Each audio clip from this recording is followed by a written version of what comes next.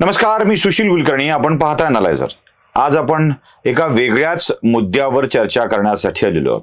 खर तर महाराष्ट्र नवनिर्माण सेना या पक्षानं भारतीय जनता पक्ष, शिवसेना किंवा महायुती यांच्यासोबत निवडणूक लढवावी असा एक अंदाज, तर्क बांधला जात होता. पण राज ठाकरेंनी या सगळ्या अंदाजाला दूर सारत महाराष्ट्राची निवडणूक लढविण्याचा आणि एकट्याच्या जीवावर लढविण्याचा निर्णय घेतलेला आहे. आणि आपण एक ताकद म्हणून उभं राहायचं हे राज ठाकरेंनी ठरवलेलं आहे. राज ठाकरेंचं कालचं भाषण जरासं वेगळं अशा स्वरूपाचं होतं आणि याच भाषणावर, मनसेच्या याच भूमिकेवर आपण चर्चा करणार आहोत. मनसेचे प्रवक्ते प्रकाश महाजन यांच्याशी. काका, अनालायझर मध्ये आपलं मनपूर्वक स्वागत आहे. पहिल्यांदा राज ठाकरेंनी आम्ही निवडणूक लढवणार अशी भूमिका घेतली आहे. खरं तर माझा आक्षेप तो नेहमी असायचा बोलताना की हा कसला राजकीय पक्ष जो निवडणूकच लढवत नाही, आम्हाला लढवायची नाही असं म्हणतो. या वेळेला निर्णय घेतलाय तो थेट 250च्या वर जागा लढवण्याचा. तुम्ही या निर्णयाकडे कसं त्याचं विश्लेषण कराल? तेवढी शक्ती आहे का 250 जागा लढण्या इतकी? प्रश्न शक्तीचा नाही, इच्छा शक्तीचा. पक्षाला स्थापन होऊन 18 वर्ष झाली. आम्ही आज तारुण्याच्या उंबरठ्यावर आहोत आणि या वयात जर आम्ही जर राजकीय धोका नाही घेतला तर कधी घेणार? आमच्याजवळ गमवायचं सारखं काहीच नाही. जे काही आम्ही मिळवू ते आमचं नफाच आहे. आणि स्वाभिमान शून्य लाचारीने एखाद्या आघाडीत जायचं किंवा युती करायची, त्याच्यापेक्षा स्वाभिमानानं आपण एक निवडणूक लढू आणि महाराष्ट्राला एक तिसरा पर्याय द्यायचा प्रयत्न करू असं राज ठाकरेंना वाटतं. तिसरा पर्याय तुम्ही थेट म्हणताय, गमवायसारखं काही नाही म्हणताय. 12 जागा तुम्ही सुरुवातीला जिंकल्या होत्या, त्यावरून 1 वर आलात. कसं जरा थोडस नाही, आता हे तुम्ही जर मूल्यमापन जागा किती निवडून आल्या आणि किती पडल्या ह्याच्यावर असेल तर कदाचित तुमचं गणित बरोबर आहे. पण काही ठिकाणी आम्ही दुसऱ्या क्रमांकावर आहोत, काही ठिकाणी आम्हाला चांगली मतं पडलेली आहेत. आणि आता जी निवडणूक होईल त्या निवडणुकीमध्ये सकाळी कोण एका पक्षाचं तिकीट मागेल आणि तो दुपारी कोणत्या पक्षाच्या कार्यालयात जाईल आणि संध्याकाळी तो कोणाचं तिकीट घेऊन बाहेर पडेल कळणार नाही. आणि अशा राजकीय बजवतपुरीत महाराष्ट्र नवनिर्माण सेनाचे एक असा पक्ष असेल की त्याची निवडणूक लढवणारे कार्यकर्ते त्यांचेच असतील. दुसऱ्या पक्षातून निवडणूक लढवण्याची ती फार संधी नसेल. कार्यकर्त्यांना संधी मिळेल असं मला वाटतं. आणि या सगळ्या गोष्टींचा विचार करून, कारण शेवटी निवडणूक लढवायची आणि तेही एवढ्या जागेवर किंवा बहुतांश जागेवर असं धरू तर नेतृत्वाला खूप दडपण येतं. ते सर्व अर्थानं दडपण येतं. कारण आमचं कसं आहे की आमच्याजवळ राज ठाकरे हुकमी एक्का आहे आणि त्याच्यावर त्या सगळ्या गोष्टीचा ताण येणार आहे. पण त्यांनी हा सगळा विचार केला, कारण थोडा लोकसभेला आलेला एक अनुभव पाहतात आम्ही असं ठरवलं की आम्ही कुणाच्या मागं फरफटत जाणार नाही. कोणी जर सन्मानानं काही म्हणत असेल तर तोही विचार होऊ शकतो. अजून एक महत्वाचा मुद्दा मला लक्षात आणायचा आहे आणि ज्यावरती काकांच्याकडून आपण प्रकाश टाकून घेण्याचा प्रयत्न करणार आहोत, तेही प्रकाश महाजनच आहेत म्हणून. हिंदुत्व ही भूमिका घेऊन राज ठाकरे जात आहेत आणि त्या हिंदुत्वाच्या भूमिकेवरही बरंच काही विधानं राज ठाकरेंनी केलेली आहेत. खर तर अशीच भूमिका शेंडी जानव्याचं नाही म्हणत उद्धव ठाकरेंनी सुद्धा घेतलेली आहे. भाजपही ही हिंदुत्वाची भूमिका घेऊन जात आहे. आता राज ठाकरे ही त्या हिंदुत्वाच्या भूमिकेमध्ये पूर्ण ताकदीनिशी उतरत आहेत. भूमिका जुनीच आहे, पूर्ण ताकदीनिशी उतरत आहेत. ही राज ठाकरेंची हिंदुत्वाची भूमिका काका कशी राहील असं तुम्हाला वाटतंय, जे नव्या प्रकारचं ते मांडतायत त्या? मी काल त्यांचं भाषण ऐकायला प्रत्यक्ष उपस्थित राहू शकलो नाही, कारण एक छोटासा अपघात माझ्या मुलाला झाल्यामुळे मी काही जाऊ शकलो नाही. पण मी ज्यावेळेस त्यांचं भाषण पूर्ण ऐकलं आणि संध्याकाळी मी त्यांना फोनवर बोललो, मला आश्चर्याचा धक्का बसला असं मी म्हणणार नाही. कारण राज ठाकरे किती प्रगत विचार करतात हे मला माहिती आहे. म्हणजे ते हिंदू धर्माभिमानी तर नक्की आहेत, पण हिंदू धर्मात सुद्धा ज्या बुरसटलेल्या परंपरा आहेत, बुरसटलेले विचार आहेत, बुरसटलेले काय रीतिरिवाज आहेत, या सगळ्यांच्या पलीकडे ते विचार करतात. धार्मिक की सामाजिक बुरसटलेल्यामध्ये पुन्हा तो एक मुद्दा येतो. धार्मिक आणि सामाजिक दोन्ही सुद्धा. कारण जात ही व्यवस्थेवर त्यांचा विश्वास नाही. म्हणून आमच्या पक्षाचं धोरण काय की जातीने आरक्षण देऊ नका, आर्थिक निकषावर द्या.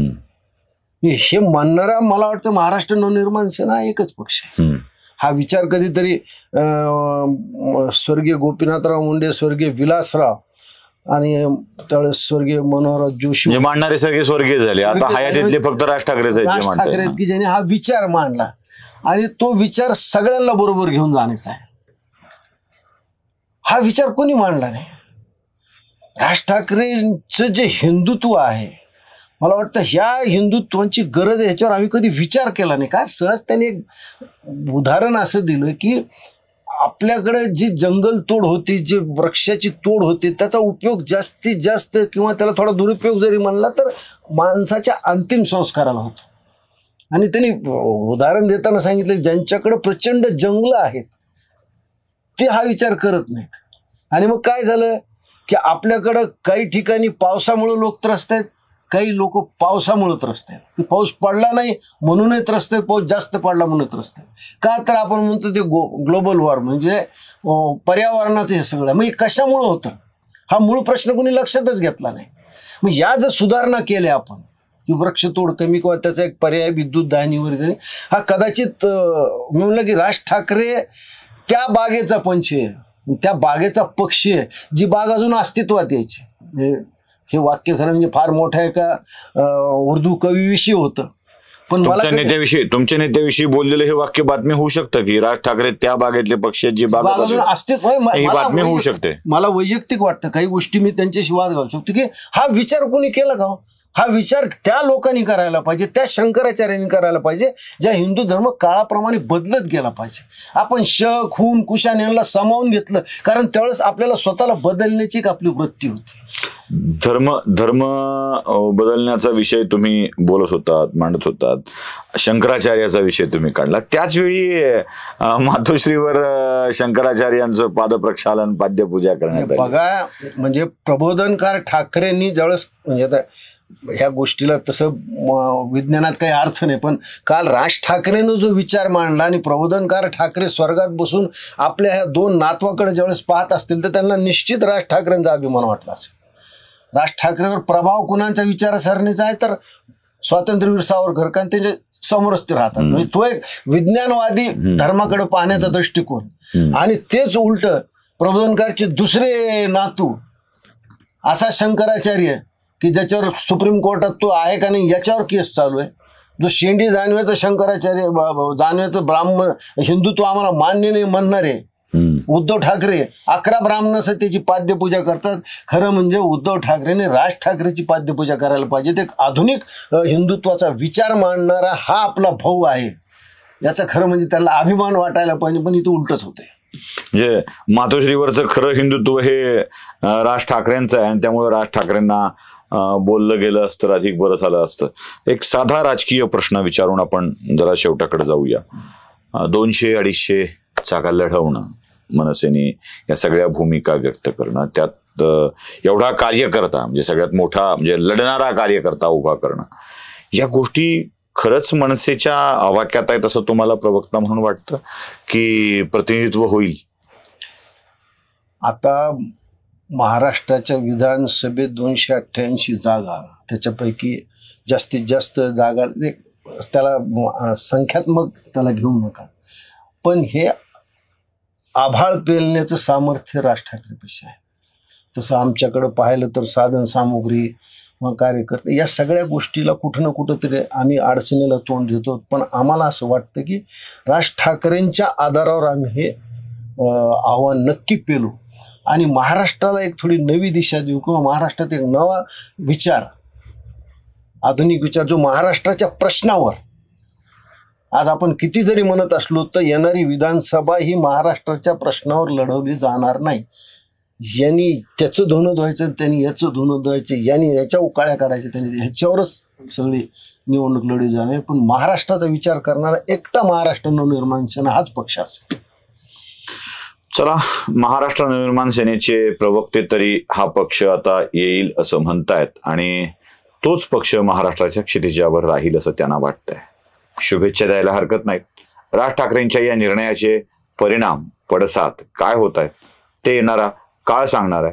अपेक्षा एवढीच करूया की राज ठाकरे स्वतंत्रपणे निवडणूक लढवण्याच्या या निर्णयावर कायम राहतील. नमस्कार. धन्यवाद काका. खूप खूप आभार आपले.